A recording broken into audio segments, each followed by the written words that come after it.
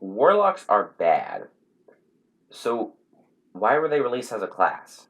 You know, if it's so horrible and useless in combat and, in other situations, then why would it be released as a class? Trust me, Wizards of the Coast is not that dumb.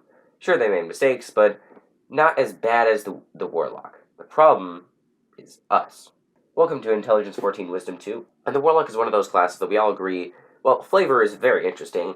The mechanics is kind of boring because you tap out of spell slots super quickly, and you're resorted to cantrips. And you have a clear best cantrip, and so that one is usually chosen by Warlocks, so everybody feels the same and just does the same thing over and over, which is not what you want from a magic class. You want to, be able to cast spells besides the one spell. So if this is, such garbage, why was it ever released like this? Surely they must have noticed something about the class that was up. And the reason it's bad is not because of something wrong with the class itself, it's something wrong with the way we play D&D. So the thing I think D&D was designed around is what's known as the Adventuring Day. And this is a series of 6 to 8 medium to hard encounters. These are the, level of difficulty and number of encounters that you can handle in between a long rest. Now, the interesting thing about the Adventuring Day is it says that you're going to have 2 short rests. One third of the way through and one 2/3 of the way through. So you basically have 2 or 3 encounters between every short rest. Now, the reason this is so important is because the Warlock has a very different spellcasting from other classes. You see, normal spellcasters, such as the Wizard, they have a big table of spell slots that they can use. And all these spell slots come back on a long rest. And there are some specific instances, like Wizards can get some spell slots back on a short rest, so can Circle of the Land Druids.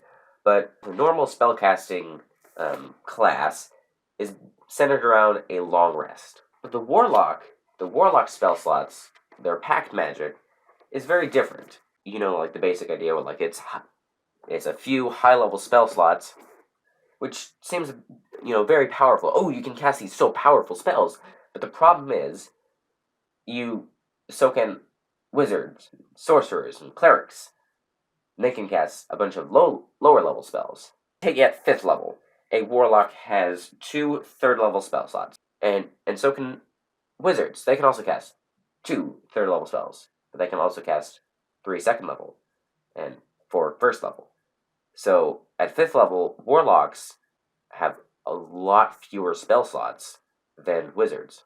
But that's only on a long rest. You see, the warlocks have an interesting feature as part of their spell slots. It says in the player's handbook that you regain all expended spell slots when you finish a short or long rest. Warlocks get their spell slots back on a short rest. And now the Adventuring Day, you have 2 short rests. And assuming you've casted all those, you expend 6 third-level spell slots at level 5. Whereas the Wizard, at 5th level, they can cast 9 spells. Warlocks can cast 6 spells, but they're all at the highest level, assuming the typical Adventuring Day. This is the balance of power. Warlocks, more powerful spells, but lower overall number of spells. Now again, I think I've said this a couple times, but that's assuming you're playing in an Adventuring Day, a normal Adventuring Day. The problem with this design is that it provides unique challenges while on the Adventuring Day, but that's not the way most people play it. Most people play D&D sort of Nova, where they have a few deadlier encounters, making it more dramatic, more intense combat, which makes sense.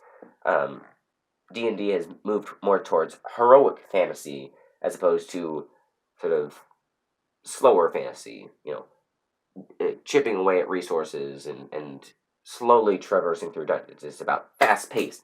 Find the captives, get them out, stop the ritual, save the world. Yeah! And so when you have maybe 2 or 3 encounters per day, all of those are rapidly strung together. The Warlock, with their only 2 spells. The Wizard thrives. They have so many spell slots to spare. The Warlock has 2. And that's why the Warlock is so bad. Because it's designed for the Adventuring Day, but it's it doesn't work for more Nova style play, where you have a couple of rounds of combat and you're using all of your abilities, like full stop, throwing them all out. Now, the Warlock also has other problems where they have the one cantrip that does the best damage, and it also can be tricked out by a bunch of invocations. So there's that. So later I might share my fixes for the Warlock class to make it better. It's just a few tweaks here or there. But if you would like to just see a video about why the Ranger is bad, going through and trying to find all the reasons why people don't like the Ranger, and then click this video right here, and it's the start of my series of actually redesigning the Ranger to make it a lot better.